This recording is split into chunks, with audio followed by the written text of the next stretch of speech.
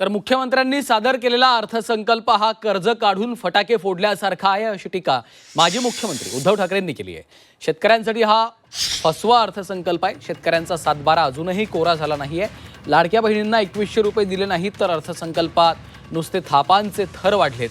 या अर्थसंकल्पामुळे कुणाच्याही आयुष्यात काहीच फरक पडला नाही अशी टीका उद्धव ठाकरेंनी केली आहे। एकूण जर का अर्थसंकल्प पाहिला तर सातबारा तर कोरा झालेला नाहीच आहे। लाडक्या बहिणींचं जे काय भरीव 2100 रुपये देणार होते त्याचा कुठे उल्लेख नाही आहे। कॉन्ट्रॅक्टरसाठी मात्र ठोस योजना आहेत, म्हणजे प्रत्येक ठिकाणी अगदी डिटेलमध्ये त्याचा कुठून कुठे मार्ग किती होणार आहे, किती कोटींचा होणार आहे, या कॉन्ट्रॅक्टरसाठी ठोस योजना आहेत।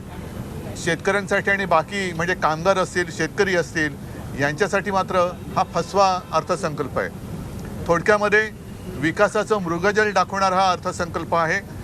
प्रत्येकाला आता काही दिवसानंतर कळेल की या अर्थसंकल्पाने त्याच्या आयुष्यात काय फरक पडणार आहे। मला असं वाटतं एकतर राज्याची आर्थिक परिस्थिती ही कशी आहे हे सगळेजण जाणत आहेत। कर्ज काढून फटाके वाजवणारा हा अर्थसंकल्प आहे, त्यातून मला नाही वाटत राज्याचं काही हित साधलं जाईल।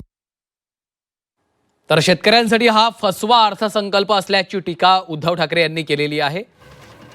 सातबारा अजून शेतकऱ्यांचा कोरा झालेला नाहीये। कर्ज काढून फटाके फोडल्यासारखा अर्थसंकल्प असल्याची टीका उद्धव ठाकरे यांनी केलेली आहे। तर लाडक्या बहिणींना 2100 रुपये दिले नाहीत असं देखील ठाकरेंनी म्हटलेलं आहे।